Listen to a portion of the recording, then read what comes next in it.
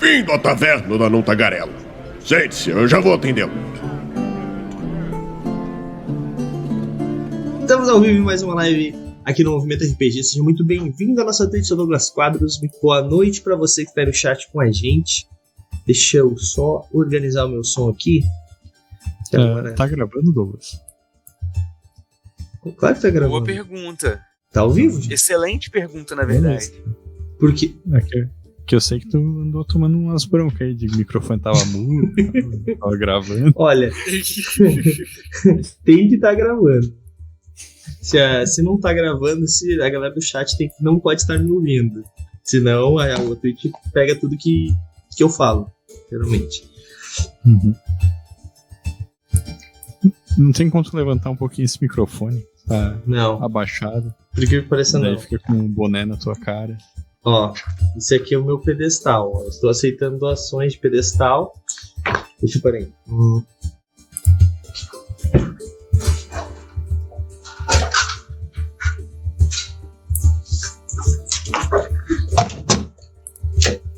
Tá melhor agora, Raul? Agora sim. Agora tu consegue ver meu melhor. rostinho? Uhum. Vou usar uma fonte de suporte pedestal. Pronto, tamo juntos. Beleza. Bom, hoje nós vamos falar então da nossa taverna da Tagarela. Aliás, eu fiz a introdução. Não. Eu tô dando muito material pra estourar visual no futuro, né? Então vamos lá. Saudações, aventureiros. Aqui fala Douglas Quadros. Isso é maravilhoso. Não, eu não começo assim a taverna. Foda-se. Hoje a gente vai falar sobre mecânicas de terror aqui na nossa taverna da Tagarela. É. Muito bom. Mecânicas de terror, todo mundo afinado. Né? Cara, que tinha nesse papel manteiga? É. A primeira mecânica de terror já começa com o pânico de congelar na apresentação, de se embananar em público ali.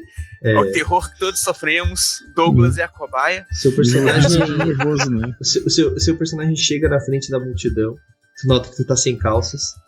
E tu precisa. Ai. Bom. Quem nunca? Hoje nós vamos falar, conforme já comentei antes, então sobre mecânicas de terror, né? Não era pauta, como vocês devem ter visto, deu uma piscada e mudou o título, provavelmente, mas isso não importa nada, porque o que importa é o que nós vamos falar, no final das contas, porque quem vai ver isso no futuro nunca saberia disso, né? Só vai saber quem tá vendo isso no presente, e eu já me perdi. Gente, eu não tô legal hoje, já adianto. De mão. Ai. Mas, Raulzito. Cara, vai ser o melhor episódio de ouvir do Spotify. Raulzito, tu que teve a ideia aí, cara, introduz o tema pra gente. Então, qual é a tua ideia de mecânicas de terror, né? Terror, não de horror, importante. E por que a Jaque Machado não tá aqui e o Matheus Herbst também? Pode falar o que tu falou antes, no passado. Ó, vários RPGs de terror, eles têm mecânicas específicas para lidar com o medo dos personagens, assim. Eu acho que a gente teve um episódio que a gente falou de terror de uma maneira um pouco mais narrativa e tal, agora vamos tentar falar de uma maneira um pouco mais mecânica. Agora, por que o Herpich e a Jaque Machado não estão aqui? Porque eles não responderam a convocação do nosso grupo lá, quando eu chamei as pessoas para participar do podcast. Então, né? Lavo minhas mãos. É isso aí. Só um ataque gratuito, só. Bom, mas, se você quer ver algumas dessas mecânicas de terror funcionando, né? A gente tem um episódio recentemente gravado, que se você tá vendo isso aqui no futuro, já vai estar no nosso YouTube. Eu falei a palavra que eu me sinto muito estranho falando com o microfone na frente da minha boca. Por isso que eu tô escondendo a minha boca. Eu vou falar assim. Deixa eu ver. Assim.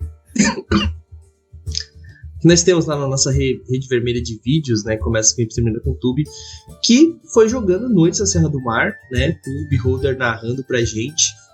Onde teve essa mecânica de horror do Savage, né? Aquela mecânica é do Savage ou vocês adaptaram o Beholder só pra gente entender? Ela é do Savage mesmo, inclusive estava até na própria ficha oficial, né, do Roll20. Ele tem essa regra opcional de medo, pra você aplicar. Exatamente. Então, já é mais um que tem. E outro que vai ter, que já tem na nossa rede vermelha de vídeos com as clipes com o YouTube, é a nossa série de cult, né, Raulzito? Leipzig está completa. Na verdade, a primeira e a segunda temporada estão completas lá no YouTube. Vocês já podem acessar. A terceira temporada já está no forno já para edição. E daí vai ser, acho que, uma das poucas séries que nós temos completa, com mais de uma temporada, né? Porque ela teve começo, meio e fim, literalmente, né? Que não foi um cancelamento. Foi uma série que o Raul falou assim, não quero mais jogar com essa galera, então não tem mais temporadas, não aguento mais mostrar pro Douglas. Podem ver que o Raul nunca mais narrou nada pra mim, só vocês prestarem atenção aí. É verdade. Mas, brincadeiras à parte, aí nós temos já 2 RPGs que tem mecânicas de terror, nós vamos começar falando sobre eles, né? Um deles bem voltado pro terror e outro como uma regra opcional. Então aí são alguns exemplos que nós temos já, que você pode já acessar e assistir. Mas vamos lá.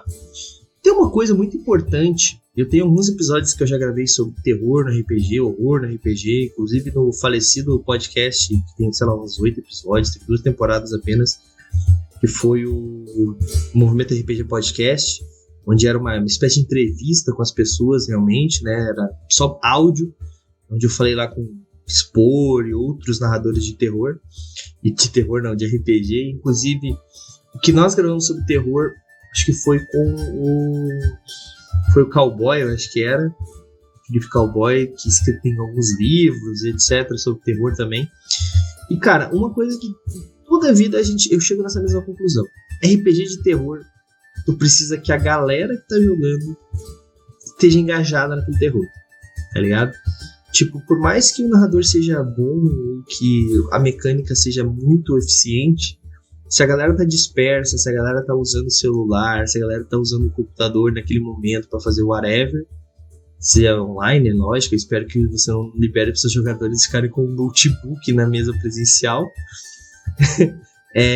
Eventualmente a galera vai dispersar e aquela mecânica, por mais que ela seja muito eficiente para deixar os jogadores com terror, com medo, né, não vai funcionar.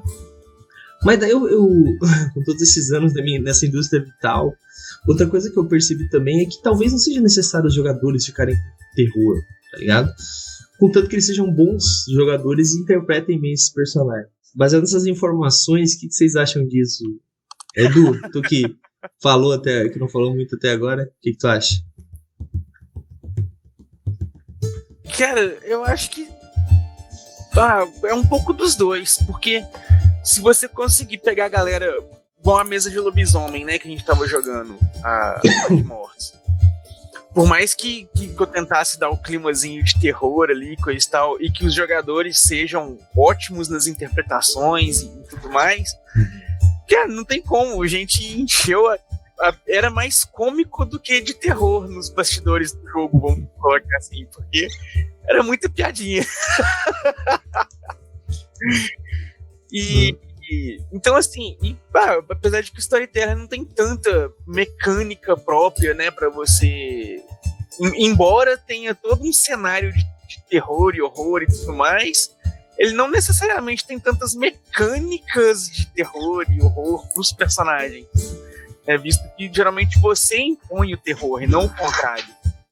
Então, acaba meio que até pros jogadores também fica essa coisa assim, tipo, se não é uma ameaça de fato, perde-se um pouco da ideia do terror. É algo que se fala muito em videogame, por exemplo, quando você coloca mecânicas de ação num jogo que é mais de terror, você pensa, o jogo ficou muito ação, não dá medo mais. Às vezes o RPG também fica isso, igual lobisomem, você tem tanta mecânica que você pode sobrepujar as ameaças e chega a ser de fato ameaçador mesmo, tá? O medo viria pela ameaça. Lobisomem e vampiro não são bons exemplos de jogos de terror, né? Eles são mais de horror pessoal, é coisa diferente, eu acho. O vampiro é muito poderoso pra ter medo, né? Só dá cagaço quando aparece um lobisomem. Vai dar o medo é diferente. Por exemplo, do Cult que a gente falou, né? Que o Raulzito narrou. Cara, cada cena com o Jonas era tremedeira, assim, ó. Os cabelinhos do braço arrepiavam, que eu falava, cara, Eu vou perder o boneco, mas é isso que ele faria. É hoje. Essa questão do riso, assim, da galera achar engraçado, eu acho que tem muito a ver com terror, por incrível que pareça. Porque eu já tive casos. É uma assim, saída, né? É o riso de nervoso, sabe? Tipo, o cara, ele tá com aquele medo de perder o personagem, assim, tá ligado? Tá nervoso com a situação e daí se afina com tudo, assim, começa a fazer um monte de piadinha. Então é quase que uma defesa, né? Do nosso psicológico. Eu vou muito na linha do que o Raul falou. Eu até escrevi num artigo meu uma vez pra Retropunk que na ambientação, por exemplo, sugerida pelo próprio... ótimo, deu branco. D&D quinta edição, Vampirão, nome da campanha. Loft? Ah, tá. O nome da campanha é... Strade. Isso. Exatamente. Ele até orienta na ambientação de que os jogadores podem fazer piada, eles podem rir, desde que o humor não parta do narrador. Então não tem problema ter comédia na mesa. A comédia só não pode ser o narrador de terror. Ele não pode ser a fonte desse humor. Uhum. Se ele não for a fonte do humor, se ele for esse contraponto, desenrola, tranquilo. Agora, a distração, que é pegar celular, essas coisas... Quem já foi no cinema ver filme de terror e tem aquela adolescentada de 15 anos que fica rindo, pegando o celular ou conversando o filme de terror inteiro? Depois sai e fala que não dá medo. Sabe? Então sim, você tem que ir lá pra jogar. Ela pede mais atenção do que o RPG medieval, por exemplo. Eu acho que assim, tipo, se a gente tá com... A gente tem que se dispor a participar de uma mesa, tá ligado? Tipo, quando a gente vai... Por mais que, assim, é que complicado, né? Pra nós aqui, nós quatro principalmente, a gente fala de RPG de uma forma diferente do que a maioria das pessoas praticam, né? Porque, vou dar um exemplo, a galera que... A minha vida já também é um pouco mais diferente nesse sentido, mas a maioria do jogador de RPG padrão, vamos dizer assim, a galera joga RPG, tipo, toda semana. E daí, de repente, o narrador inventa de fazer uma mesa de terror, tá ligado? No meio. Então, tipo, tu não tem escolha. Tu joga RPG de terror com o teu mestre ou tu não joga.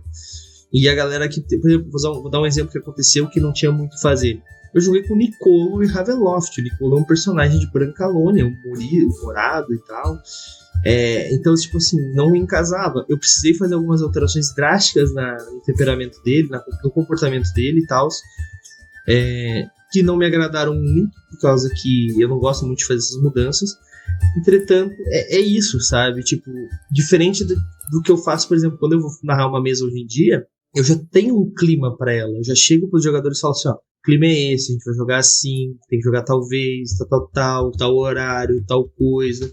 Então, assim, quando a gente tá em live, nem se compara, né? A galera que já vai sabendo que vai jogar um jogo curto em tamanho X, com os personagens Y, então tem pouca... O que eu quero dizer com tudo isso eu ia falar, mas a galera tem que ir preparada para esse tipo de jogo, né, quando é terror. Só que isso não é a prática, né? Agora pensando melhor, tipo, é isso, sabe? A galera vai para jogar RPG, independente do que seja. Então é complicado todo esse assunto, né? Eu até acho que nem tem problema, assim, se a galera tá disposta, né? Mas... trazendo um pouco do tema agora, aproveitar que tu tinha falado de cult antes, né? O cult, eu acho que ele tem mecânicas de terror muito interessantes, porque que vem do próprio Apocalipse Indie, né? O Valpasso, ele falava em português, eu não lembro o termo que ele usava agora. Motor Apocalipse, eu acho. A cara do Valpasso. Mas a própria divisão desses testes, que tu tem o sucesso, a falha, e a falha é sempre catastrófica, ela gera um movimento do mestre, né? Um movimento é quando o mestre faz alguma coisa pra ferrar os jogadores. E entre essas duas coisas, tu tem ali o sucesso com complicações, né? Então é muito difícil tu sair ileso de um teste em cult, né? Tanto é que sempre que acontecia era uma vitória, as pessoas comemoravam, assim. pode ver na campanha aí que tá no YouTube já. Mas o terror já começava quando você chegava assim, não sei o que, alguma coisa, e surgia teste. Aí todo mundo já congelava, assim, pra observar a rolagem do dado, porque podia A primeira vir temporada. merda, muita merda, ou uma chance pequena de dar bom. A primeira temporada, quem montou ela pro Raulzito foi o Klaus, né? O meu personagem ficava em time idiota pedindo teste, porque eu não tinha entendido o sistema ainda. A todo momento fazia a merda acontecer, né? É. Então. E a galera no chat, ai, pede mais teste. Mas como tu tem essa coisa do personagem sofrer muitas consequências, né? Mesmo que o cara tenha um sucesso, é sempre um sucesso com complicações, né? Sabe? Pode gerar ali um dano de estresse, de instabilidade, na verdade, ou mesmo um dano físico. Tu fica sempre naquela apreensão de que o teu personagem tá se fudendo, tá ligado? Né? E que a qualquer momento, assim, tipo, se ele tem uma falha total num teste importante, pode não conseguir mais voltar, sabe? Sim. Não com certeza. Mas, Beholder, tu quer uma biblioteca de RPGs aí? Pô, não, sem pressão. Mas quais outros sistemas aí tem essas mecânicas de RPG que tu lembra de cabeça aí? Cara. Ah, tá, desculpa, eu achei que ele tinha falado. É o Beholder, o seu metido. Não, é que eu não tenho uma resposta aqui. Eu tava tossindo. Não vou me intrometer, não. Mas vai, fala. Não, todo mundo vai falar, eu só puxei o Beholder agora, né? Relaxa. Uma que eu amo muito é as duas opções de você espancar que o Rastro de Cthulhu oferece. Puxando a sardinha aqui para Retropunk. Você ter a separação entre sanidade e estabilidade, e um é só para mito e o outro é para todo o resto que pode abalar o personagem. Eu amo essa mecânica do jogo, porque você pode abalar o personagem jogador com elementos sobrenaturais, mas você também pode abalar ele com elementos cotidianos, e ele não se sente prejudicado porque estão afetando números diferentes. E isso é muito confortável durante o jogo, porque você pode bater no cara porque ele perdeu o aliado, você pode fazer ele perder a estabilidade porque ele falhou em algo muito terrivelmente. Você vai tudo batendo na estabilidade, que também tem tabelas próprias e regras próprias de como ele vai ter que atuar conforme ele vai perdendo esse valor. Eu gosto muito dessa separação. Entendi. Ratos de Cthulhu, inclusive, que na segunda-feira que vem nós teremos uma one shot aqui no Movimento RPG, hein? Fique ligado. Fala, Raul. Tá mudo, tá? Eu ia falar que uma mecânica que eu gosto muito do Novo Mundo das Trevas, né? Não, tá. Edu, pode falar, Edu. Raulzito é sábio.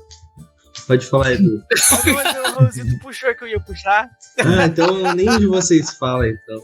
Bom, a gente tem o... Ele tem uma mecânica que eu particularmente adoro, que é a mecânica de Vício-Virtude, que é uma evolução da natureza e comportamento do Mundo das Trevas clássico, né? E por que eu gosto disso, assim? Porque o Vício-Virtude ele é mais abrangente, geralmente, sabe? Então tu consegue criar mais situações para aquela mecânica surgir em jogo.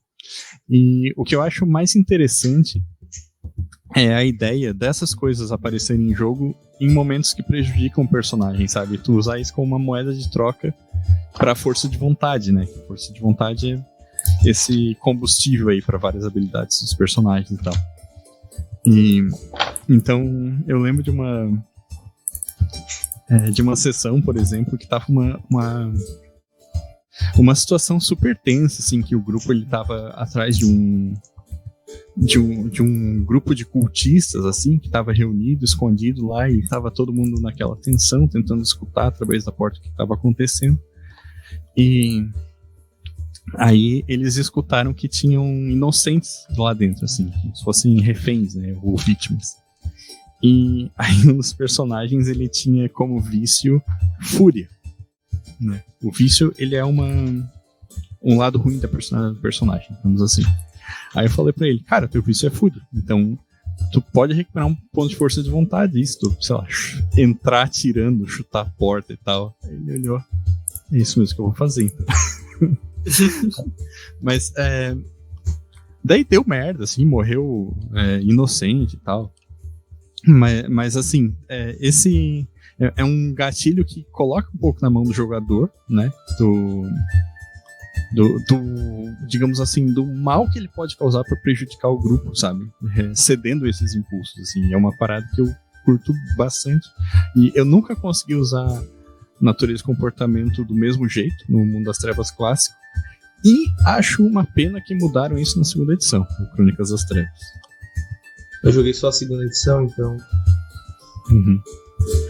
Por isso que eu acho uma bosta, sério. Vale puxar um lembrete aí, um sistema mais antigo. O novo é o rastro de Cthulhu, né? Acho que o antigo é o chamado de Cthulhu. Não. Isso. Não, são dois diferentes. São dois diferentes. Existem os dois.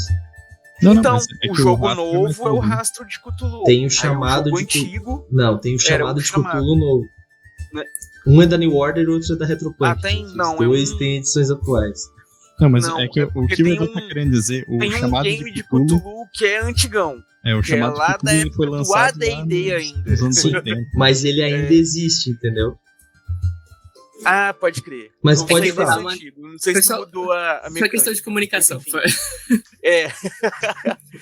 Enfim. O Cthulhu antigão, ele tinha uma mecânica de medo que era bem bacana, que era literalmente o jogo contra os jogadores. Porque você tinha toda uma paradinha de você ir acumulando medo que ia te levando pra insanidade. Então, à medida que o seu personagem fosse tendo contato com qualquer coisa do tipo, ele ia deixando de ser humano.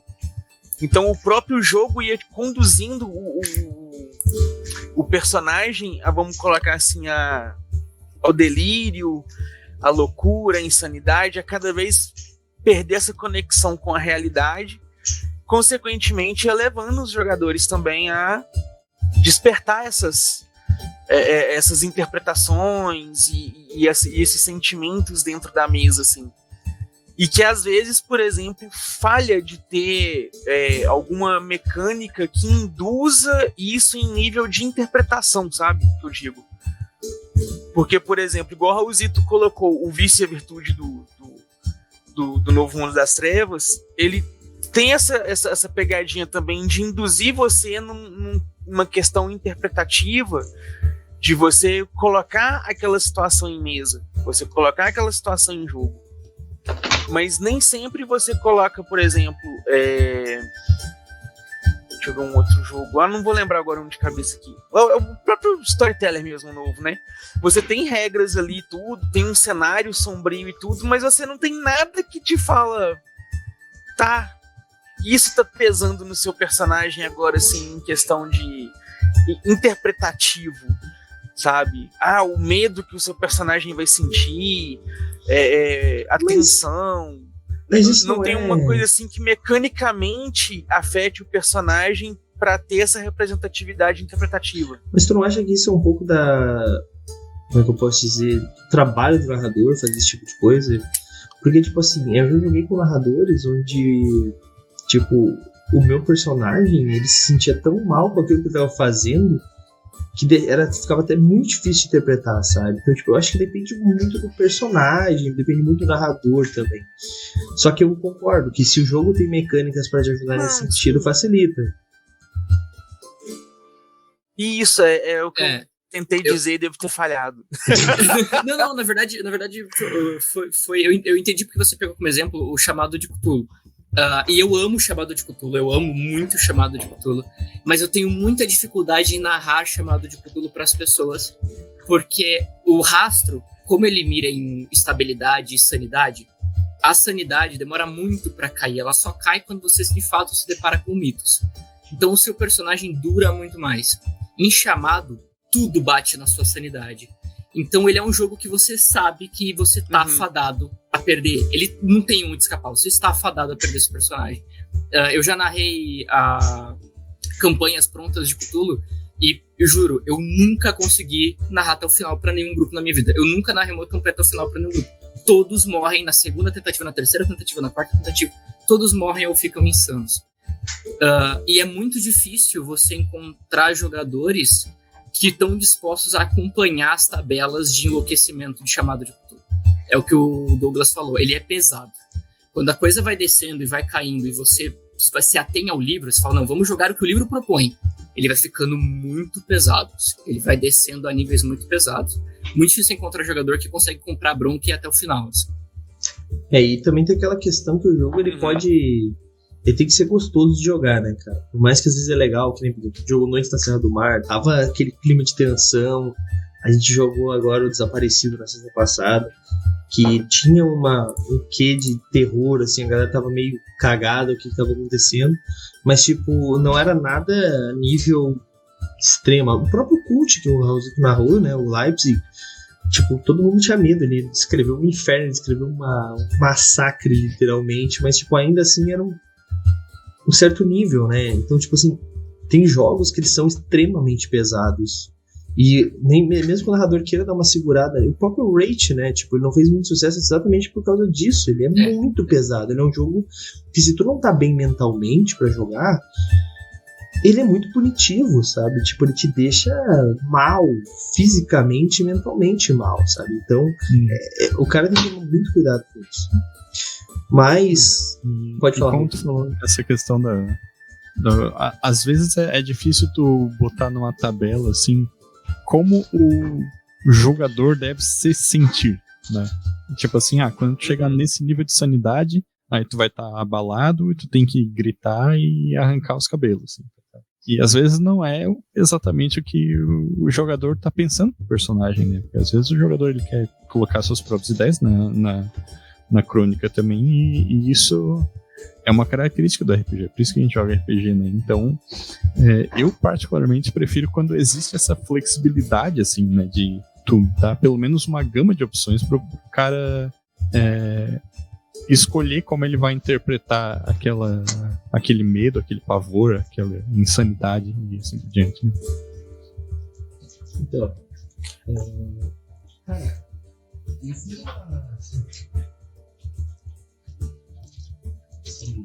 eu fiz uma narrativa. Tive uma campanha um tempo atrás.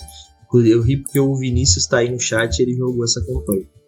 E a gente, em determinado momento, eu botei sanidade como um dos atributos pros personagens. Era uma campanha de 3.5, mas é aquele negócio que eu falo sempre, né? A gente usa as mecânicas que a gente acha interessante no que eu quiser, porque o jogo é meu. Eu comprei, o jogo é meu, foda-se, né? Então eu apliquei uma mecânica de sanidade ali no 3.5. Até tem Cthulhu oficial pra D20. Tem, pior que tem. E, cara, a gente chegou um determinado momento. Chegou um determinado momento que que um dos personagens estava com a insanidade muito grande, assim. Aconteceu um determinado evento. E daí a gente assim, eu perguntei pra ele, cara, tu quer rolar pra saber qual é a insanidade ou tu quer descrever? Ele falou, prefiro rolar e descrever por cima do que rolou. E daí ele acabou que a rolagem deu que ele tipo, começou a ter comer carne humana, tipo, automutilação comendo sua própria carne, tá ligado? Uma coisa assim, pra gente entender. E daí, tipo, as formas como ele interagia com isso não era aquele negócio do cara simplesmente se matar comendo os braços, as mãos, etc. Não, ele de vez em quando, assim, os personagens dos outros iam acabando vendo que ele tava, tipo, literalmente mordendo o próprio dedo níveis muito mais fortes do que uma pessoa normal, sabe? Eventualmente isso acabou tendo problemas, etc.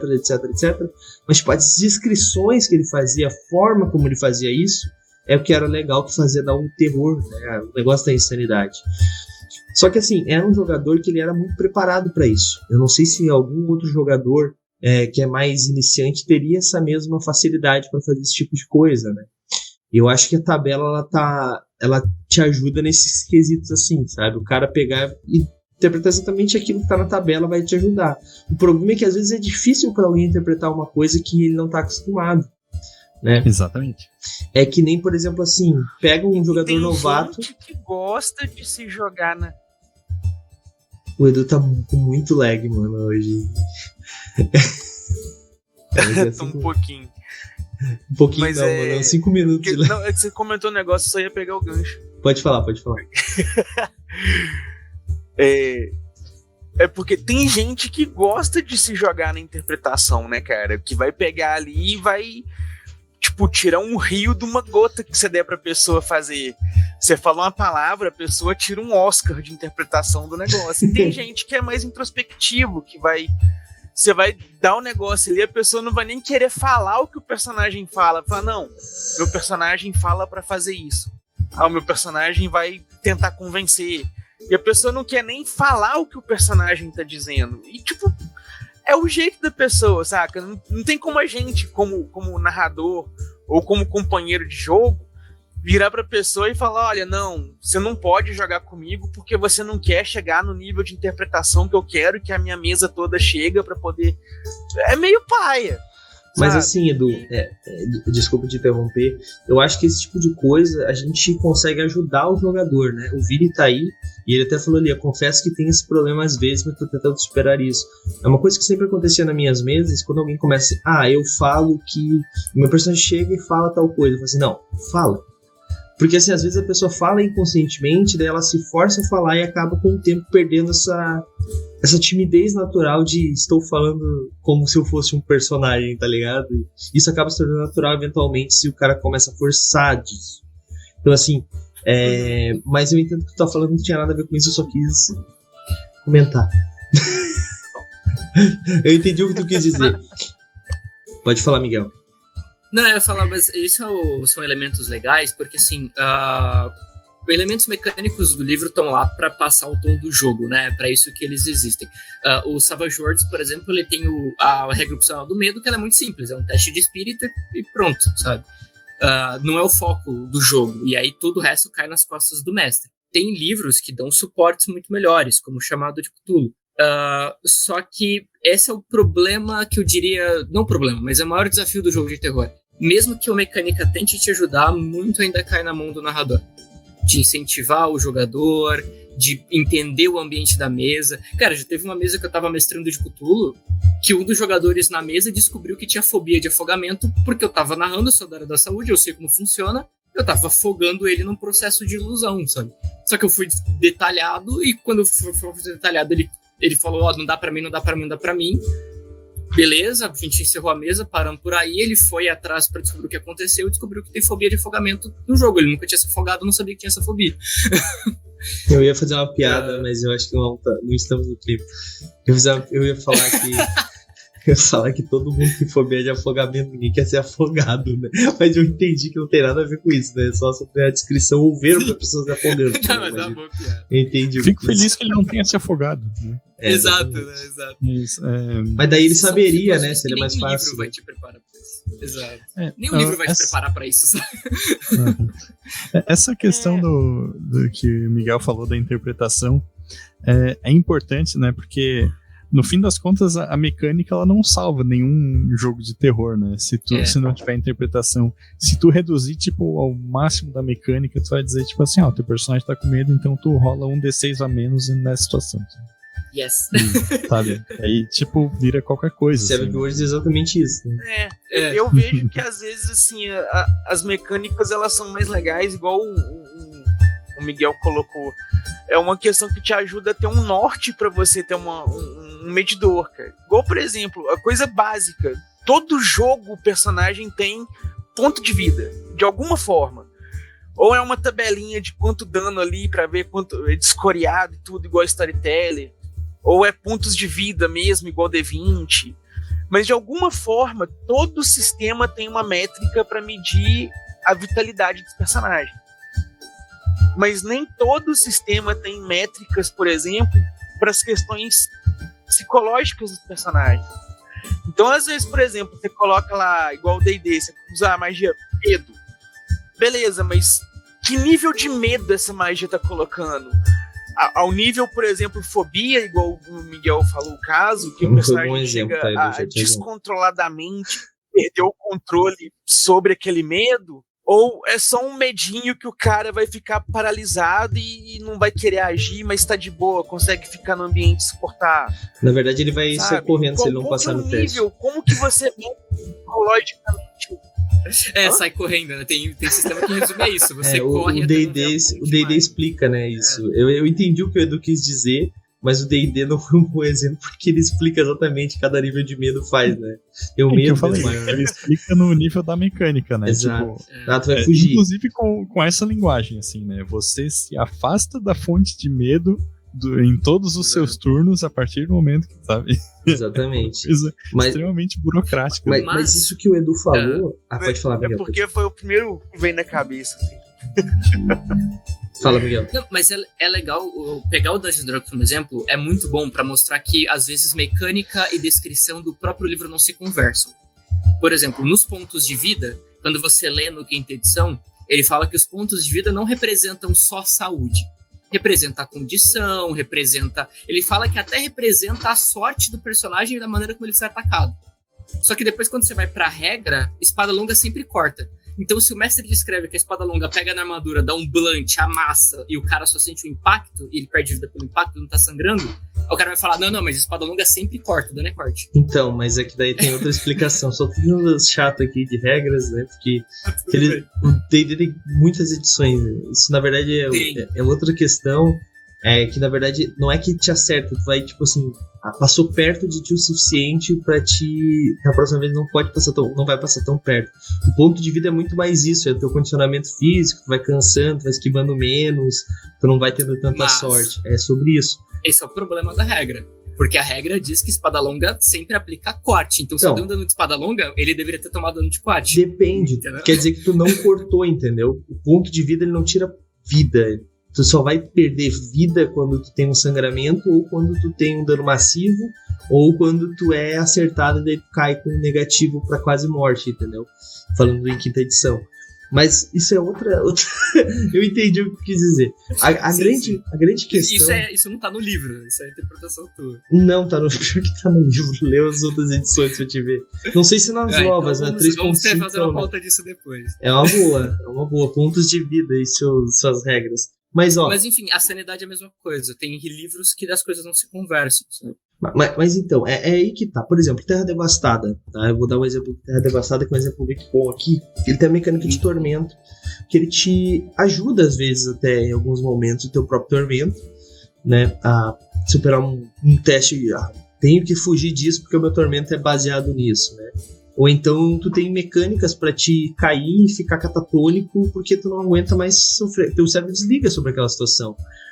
Então, assim, só que daí tudo depende do jogador, no final das contas. A mecânica, por melhor que ela seja, por um jogo mais interpretativo, o jogo explique melhor possível a mecânica, aplique tudo bonitinho.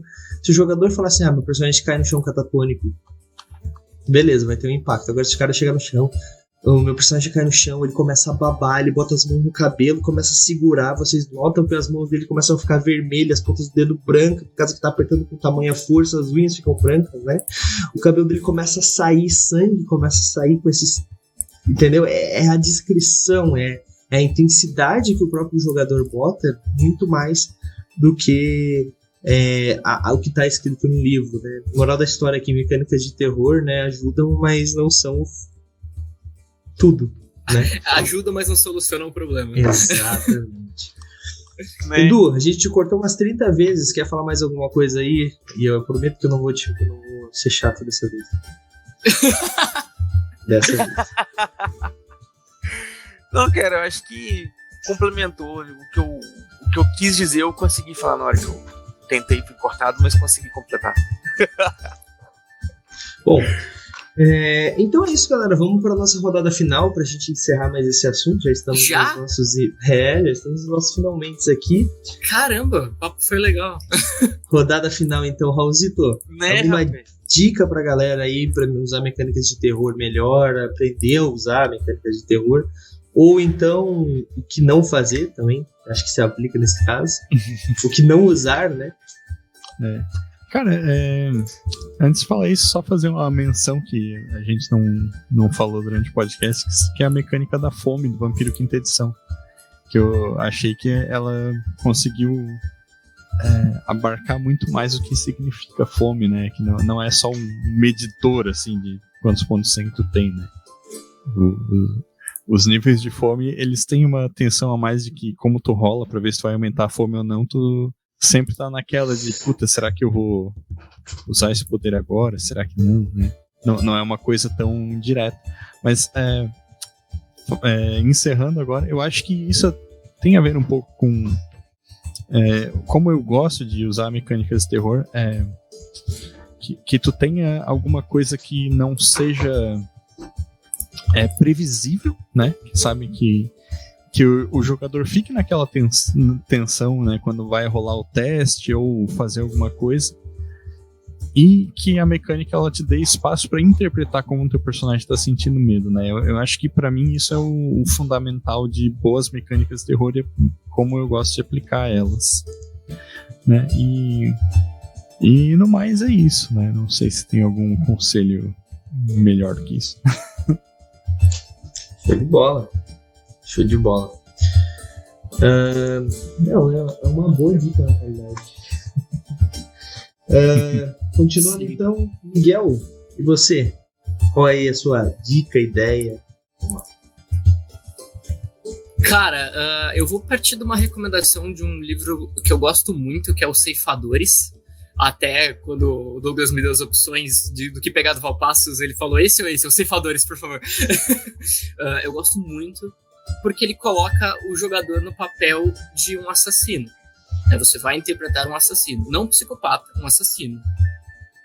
Então ele deixa bem claro separar essas coisas, e ele, da maneira mais educada e polida possível, ele tenta explicar que o assassino existe, que é uma profissão, que as pessoas fazem isso na vida real, e você vai interpretar esse personagem. Só que é muito inteligente uma mecânica que o Valpassos usa, chamado Cicatrizes na Alma, aonde ele vai explicando que não é porque você é um assassino, que você exerce a sua profissão, que você pode sair por aí matando a torta direita, porque você vê aquilo como um trabalho, como algo que você vai, faz e volta para casa. Então, quando você começa a perder a linha do que você tem que fazer, você começa a sofrer esses ferimentos na alma, a partir da própria mecânica de jogo mesmo, onde você vai recebendo fardos em cima do teu personagem. E você vai acumulando pesos morais e consequências na sua cabeça por não estar só ir lá e fazendo o seu trabalho, por estar passando da linha, por estar perdendo o controle. E aí sim você caminhar para uma psicopatia ou para outros eventos. Eu acho que os Ceifadores trabalha isso com tanta maturidade, com tanta seriedade, porque isso vai estar na mão do jogador e não do mestre, esse controle sobre a tua sanidade, sobre você passar do limite ou não, que a minha dica é todo mundo deveria ler esse trecho, pelo menos, de Ceifadores, sabe? Para entender, do ponto de vista de jogador, você lê o manual falando com o jogador de como você, jogador, tem que trabalhar o autocontrole e a perda do controle do teu personagem conforme ele vai passando do limite. Eu recomendo muito que as pessoas leiam esse trecho do livro, assim, para ter um pouco da perspectiva de como é você, jogador, tendo que lidar com isso sem a interferência do mestre, já que o livro tá falando direto com o jogador. Você vai ter o fardo e você vai ter que reagir de acordo. Eu acho muito bom. Show de bola, então fica aí a indicação do Beholder. E se você não leu, eu aconselho todos os livros do Valpassos, inclusive estão à venda lá na loja do Movimento RPG, loja.movimentorpg.com.br. Vai com frete grátis e autografado pelo autor, tá, gente? Então aproveite. E para fechar então nessa rodada final, Eduardo Filhote, alguma dica, ideia, sugestão pra galera aí do que fazer ou não fazer? Então, uma coisa que eu gosto bastante é de sempre que eu tô narrando, e vou entregar isso agora aí pro pessoal, eu sempre vou anotando, tipo, o quanto você vai, entre aspas, punindo os personagens de forma que você vai forçando os personagens a ficarem abalados. E aí, com o tempo, você começa a conversar com os jogadores para determinar que o personagem já tá começando a chegar num determinado nível. Porque uma coisa, às vezes, é o jogador tá envolvido na cena, envolvido no clima, pegando o feeling de outros jogadores da mesa. E outra coisa é o personagem do jogador tá em determinada situação. Às vezes o jogador tá super de boa, mas o personagem tá super tenso. E o jogador nem sempre tá com essa noção ali de o quão tenso, quão envolvido o personagem pode estar. Então, às vezes, anotar o quanto o personagem tá para poder dar esse toque no jogador. E também pegar essa ideia que eu gosto muito, que o Raulzito puxou aí, que é dos vícios e virtudes lá do Novo Mundo das Trevas. Que eu acho também que é bem legal. Que você vai dando esse norte pra saber o que é aceitável ali pro personagem e o que vai pesando pra cima dele. E trabalhar essas questões, porque a mecânica, às vezes, ela falha nisso de dizer, nesse ponto, né? Tipo, o quanto o personagem tá sendo prejudicado pra poder influenciar nas ações, tomada de decisão, E coisas do tipo, que às vezes o medo, ele tipo, a sua decisão vai ser a mais estúpida possível. Por quê? Medo, sabe? Você não tá conseguindo raciocinar a ponto de pensar, ó, é melhor fazer isso. Tudo indica, não, seu medo vai te fazer tomar uma atitude burra. O que acontece, né? Vimos histórias de terror o suficiente para saber que as pessoas tomam as piores decisões possíveis nesses momentos, né? E aí fica essa recomendação. Show de bola, Edu. Ficou a recomendação então aí do Edu. Acho que são 3 boas recomendações, né? Então eu nem vou deixar vocês aí enquanto a gente tá ganhando. Né? Porque bom, gente, é isso então, chegamos ao nosso fim aqui do Mecânicas de Terror, mais uma Taverna da Tagarela. Agora vamos pros jabás. Eu vou começar falando do jabá do Patronato do Movimento RPG, que tá aí na tela de vocês. O Patronato do Movimento RPG, que é a forma mais barata e fácil de você ganhar livros de RPG. Eu acho que se você me dissesse, não, Douglas, é um lugar que é mais barato para ganhar, para concorrer a livro todo mês, que é mais fácil, olha, me apresenta, tá? Por favor. Porque assim, você paga R$5 por mês e você pode mandar via Pix. E, literalmente você tem que clicar no botão e pagar. Só isso. E aí? Tem como ser mais fácil que isso? Ah, Douglas, mas pode ser que eu não ganhe. Todo tipo de... Tudo é assim, gente. Não é? Até a loteria na caixa... Pois é, quanto é que tá um bilhete de loteria hoje em dia? Alguém sabe? R$3, eu acho. Não, acho que não é mais fazer piada que do jeito que tá indo até o salário, pode ser que você não ganhe no mês. Deixa eu ver aqui, ó. Quanto é que tá? Ó, aqui, ó. Loteria. Vamos ver quanto é que tá um bilhete de loteria. Ó, vamos ver. Mega Eu C. falou que é R$6,50, mano. Olha aí. A última vez que eu joguei um bilhete, acho que foi R$2,50. Então, ó, R$6,50 é mais barato ser um patrono do movimento RPG. Nossa. E eu aposto que tem muito mais chances de ganhar do que sendo jogando na loteria aí, cara. Então, ó, R$6,50, o Eric disse que é R$4,50, vamos botar uma média de R$5,50 então, para todo mundo ficar feliz. Bom, de qualquer forma, galera, como é que funciona o patronato? Você apoia a partir de R$5, tá? Você pode apoiar de 5, 10, 15, 20, 25, 30, 50, R$100, tá? Você que escolhe esse valor a partir de 5. E a cada R$5 em compras, começou a loucura dos outros.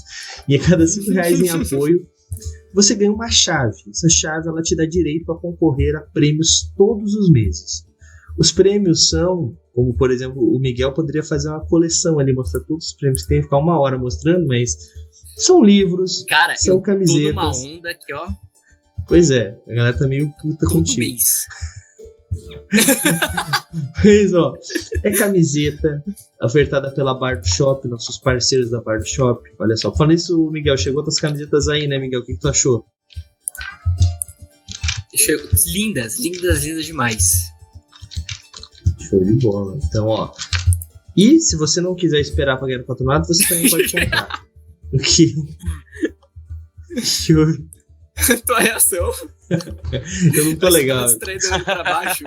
Aí você falou, show de bola. Você pode comprar essa camiseta com 20% de desconto lá na loja, tá? É só botar um movimento RPG. Eu até escrevi errado o nome do cupom. Perdemos o Miguel. Desculpa. O movimento RPG 20. Aí, agora sim, você pode comprar. A Bel falando, tá começando a aparecer marmelada. Nós também damos caixas de miniaturas ofertadas pelos nossos amigos da Hero Maker. Miniaturas de extrema qualidade, são muito bonitas as miniaturas de verdade. Ganhei também. Olha aí, ó. Tô esperando a minha ainda. A tua não chegou. Ah, não, mas tu não recebeu, pô. Vai a de 1 ano de patronato só, não é? Sim, exatamente. Vai chegar. A tua, ainda não recebia de 1 ano de patronato. A literalmente tua, né, Raulzito? Porque é a do carinho, né? Então, bom. E também... Eu só tenho uma miniatura de RPG de um personagem Pathfinder que eu fiz quando eu morava em Floripa ainda. Olha aí. O Duncan vai ser a segunda. Olha aí. E bom, E o nosso mais novo parceiro, né, que não é tão novo, porque já tá há algum tempo com a gente, mas é o Sebo da RPG, tá? Que é uma loja de livros de RPG, mas também é um sebo. Ah, Douglas, como assim? É porque assim, é difícil falar que eles são um sebo, sendo que eles vendem livros zero, né, fechados. Então, mas são sebo, né? O nome é Sebo da RPG. Isso que importa. Lá você vai encontrar muita coisa que já saiu de linha, tá, gente? Que não tem mais pra vender. Pra galera que gosta de tem, pra galera que gosta de 3.5 tem Vampiro, tem um Vampiro terceira edição lá, Edu, já viu? Novinho, lindo. Cara, eu vou trocar o meu aqui por um novo. Né? Tem muita coisa bacana, tem até Vampiro Requiem, olha aí, Raulzinho. Então assim, ó, se você procurar lá, você vai encontrar alguma coisa que com certeza você tá procurando e não achou, tá bom? É só você sair na Shopee, se procurar por Sebo da RPG, você vai encontrar eles. E todos os meses agora eles estão entrando com um prêmio no patronato. Gosta de Shadowrun, os próximos prêmios aí são oferta da Sebo para Shadowrun, que eu vou adiantar. Bom, então é isso, galera. Todos os meses são prêmios, são 7 prêmios atualmente, são quadrinhos, camisetas, como eu falei, miniaturas, livros físicos, livros que vão de 50 a 300 reais. A gente já deu livro de 300 reais, galera. 300 reais. Alguém que pagou 5 reais naquele mês e ganhou um livro de 300. Porque também não é assim, gente. Não é quando você não ganha, você perde o seu ticket, o seu valor ali. Não. Ele é cumulativo, né, Edu? Ele é cumulativo. Então, enquanto você está pagando, você está concorrendo e você está aumentando as suas chances de ganhar todos os meses. E quando você ganha, perde todos os tickets, chaves, né? Não perde. Você só perde aquela que ganhou naquele mês. Então, vale muito a pena. Tem muita gente que tem muito azar. Então a gente está preparando uma loja onde a galera vai poder trocar tickets, não é o caso do Miguel, que a galera vai poder trocar os tickets, né, as chaves, pelos prêmios diretamente. O Altíssimo tá falando, sério, as chaves se acumulam? Sim, as chaves se acumulam, Altíssimo.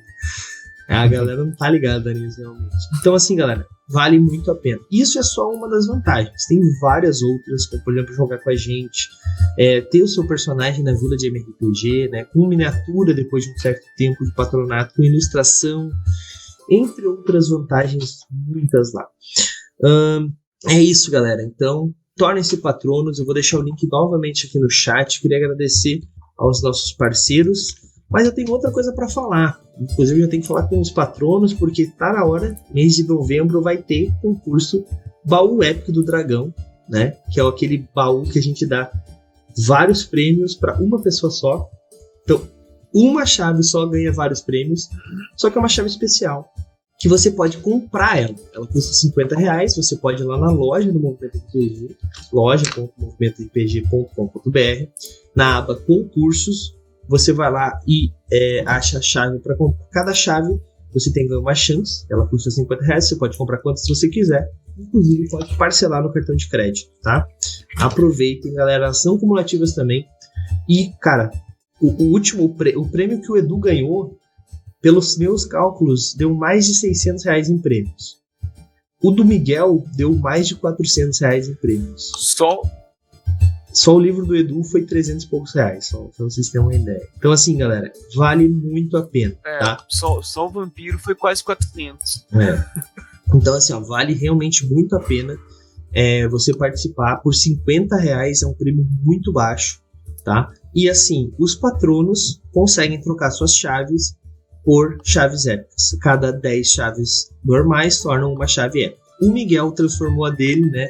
No último concurso ele falou, vou trocar uma aí, vamos tentar. E ganhou naquele mês. O Edu tinha uma chave e ganhou naquele mês. Então, não sei. Os azarões estão com muita sorte aí. Às vezes vale a pena, galera.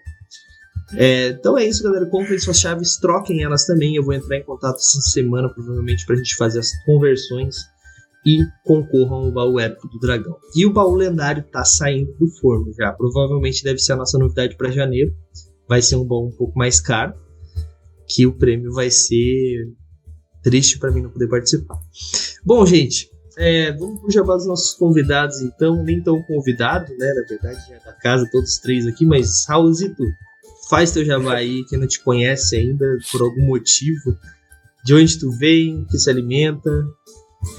Sempre pode ter alguém que tá chegando agora, né, cara? Claro. Então, deixar o Linktree ali com todas as coisas que eu faço. Eu sou ilustrador, designer, toco numa banda, tudo ali no Linktree. E falar aí, essa semana eu vou estar aqui jogando Império de Jade, quinta-feira. E essa semana eu acho que é só isso, né? Não, tem um one shot sexta, talvez também. Tem não sim, não é talvez. Enfim. Tem sim. Enfim, várias coisas aí. É isso? É isso. Show de bola. Sexta-feira sai Teste de Vampiro também, se quiser adiantar já. Mas... Teste de Vampiro, é verdade. É verdade. Eu sempre prefiro falar das coisas depois que elas foram lançadas. Pra evitar, né? Entendi. É isso então. Eduardo Filhote, você, Eduardo, alguma coisa aí pra galera? Então, essa semana a galera vai cansar de me ver aqui no Movimento RPG, né? Porque amanhã tem Off Topic, que é a minha coluna mensal aqui do Movimento RPG. Então, passa lá pra gente bater um papo. Quarta-feira tem Quimera de Aventuras, que vai ser a minha vez de estar participando da Quimera. Então, vai ter uma Quimera minha lá. Vai ter uma... Vou falar o que é, não. Passa lá na quarta-feira pra você ver que vai estar bem bacana. Na quinta-feira... Strange Império de Jade, vai ter mais uma sessão aí de Sombras do Passado, que é a nossa mesa de Império de Jade, com a participação aí da Marcela Albama, Raulzito jogando aí junto com a gente, também o Stamato e o Regi lá do Estúdio Tanuki, tá muito maneiro. Sexta-feira, pelo visto, eu vou estar jogando aqui de novo, que eu vou estar também nessa mesma one shot com o Raulzito. Vou estar aqui jogando Rastro de Cthulhu, não é? Não. Olha, quer ver? Tirou minha vaga. Não é Rastro de Cthulhu. Sexta-feira, Chaves da Torre. Ah, não, minto. Não, deixa. Então me enganei. Sexta-feira estou de folga. Vocês não me verão aqui. Nem é texto meu da Liga das Trevas dessa vez, porque o texto meu foi semana passada. Então passa lá que dá tempo de você pegar da semana passada o textinho lá que foi sobre os Nuisha, que são os fera coiote do mundo das trevas. E vou deixar o Linktree aqui para vocês me seguirem nas minhas redes sociais, seguirem a minha sex shop também, não vou falar muito dela agora não por causa do horário, mas sigam lá, vou deixar o linkzinho aí no chat. Muito obrigado, valeu, é isso aí. Show de bola, link do chat ali do Edu. Então, e gente, sexta é Chaves da Torre, Rastro de Cthulhu na segunda-feira, dia 31 de outubro. Só pra deixar claro, não confunda. Isso aí. Chegou no final sim, cadê o 20? Mas o importante é que você chegou, cara. Tá sempre nos nossos corações, isso que importa. Miguel, e pra gente encerrar então com chave de ouro, faz teu jabá aí. Pra quem não te conhece ainda, vai te conhecer muito, né? Espero. Porque vai ter mais publicações, né? Eu também espero. Entendi, tá. Ok, justo.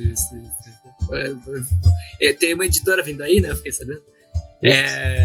Mas só quero pedir para me seguirem nas redes sociais, @MiguelBeholder em todas elas, para acompanhar tudo que eu tô envolvido. Mas o que eu quero dar destaque é pro Catarse Noites na Serra do Mar. Se você botar no Google Catarse Noites na Serra do Mar, você encontra facinho. Para dar uma olhada no projeto, já foi apoiado, então se você fizer o teu apoio, é garantia que você vai receber o seu conteúdo. Porque se a gente chegar nas metas estendidas, os PDFs das metas estendidas vão para todo mundo, até quem apoiou com valor mínimo. Então, se tu puder, apoia, se não puder, divulga, faz empréstimo com alguém, pede para alguém apoiar para você, pede aniversário, pede favor, depois você nunca mais devolve o dinheiro pro seu amigo, mas apoia o Noites da Serra do Mar, por favor, pra gente conseguir chegar nas metas estendidas e todo mundo ficar feliz. Show de bola. Vou deixar o link ali no chat, galera, pra ficar facinho aí, tá? Então apoiem Noites na Serra do Mar, tenho certeza que vocês vão gostar. Nós jogamos, foi muito divertido. Amanhã lá na nossa Rede Vermelha e Conversa com o do YouTube vai ser um episódio da nossa one shot narrada pelo Beholder. Eu, o Raulzito jogamos, o André e o amigo do Miguel, que eu não me lembro o nome, o Eiton, o Everton, o Wilson, Walter. Quase. O Wilson. Mas você passou perto, foram todos os nomes ali da mesma. Eu sabia que era com W. Passou perto. Então, galera, eu tenho certeza que vocês vão curtir. O jogo é muito da hora.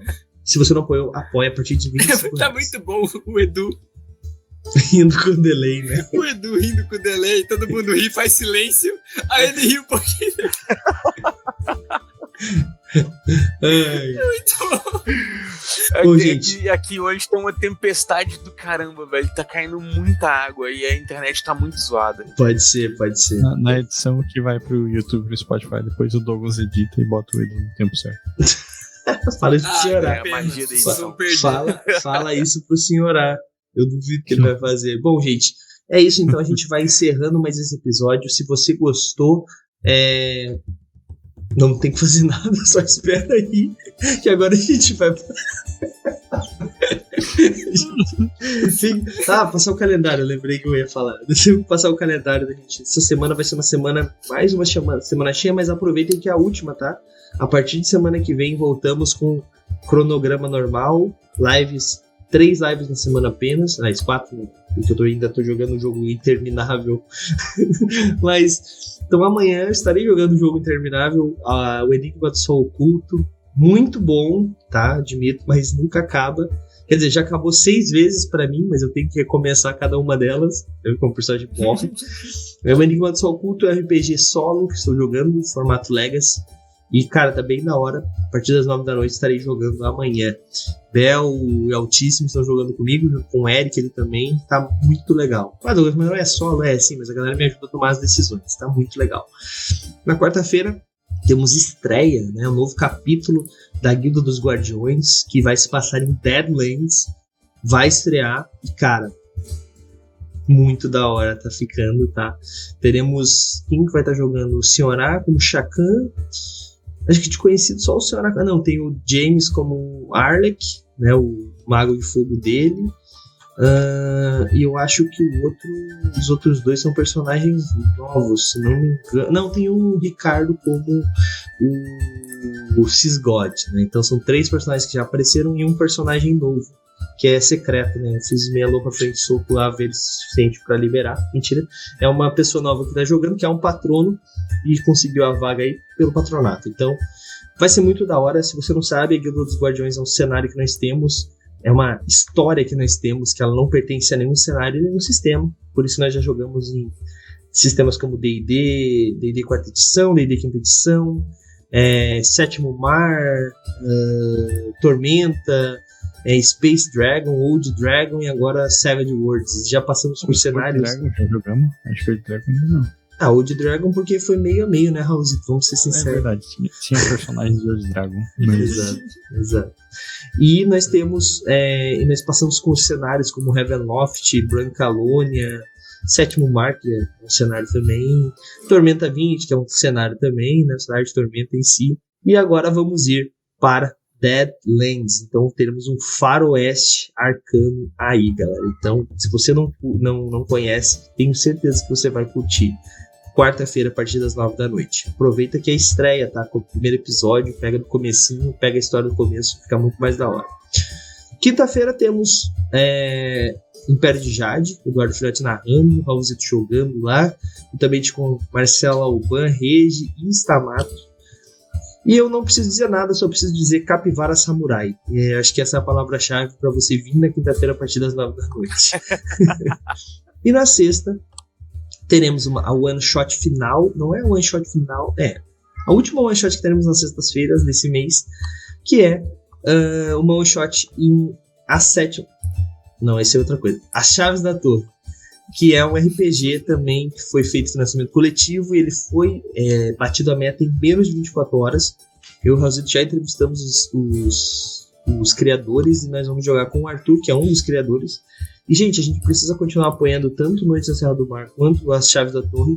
Noites da Serra do Mar, porque é um cenário que eu amei muito, não que eu não tenha amado as Chaves da Torre, mas as Chaves da Torre tem um adicional muito legal, que é fazer o Arthur cortar o cabelo e doar. E vai ser muito da hora fazer uma pessoa sofrer, porque ele tem cabelo comprido por um motivo, né? E como nós somos todos sádicos, vamos fazer essa meta bater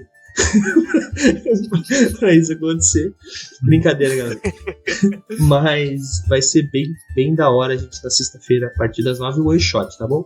E daí sim, na segunda-feira, o último one shot, né? Nesse mês tivemos basicamente toda sexta uma one shot, vai ter uma na segunda, que vai ser Rastro de Cthulhu, um episódio especial de Halloween, com a narrativa do nosso querido Matheus Herp. Então venham preparados.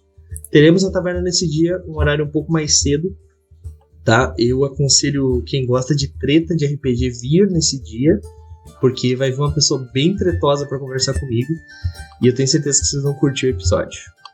Falei demais. Agora sim, gente, a gente vai encerrando. Fiquem por aí, que agora eu vou passar vocês para algum lugar que eu jogo no RPG. E falou! E aí, você gostou? Acesse todas as segundas às 20 horas twitch.tv/mrpgoficial.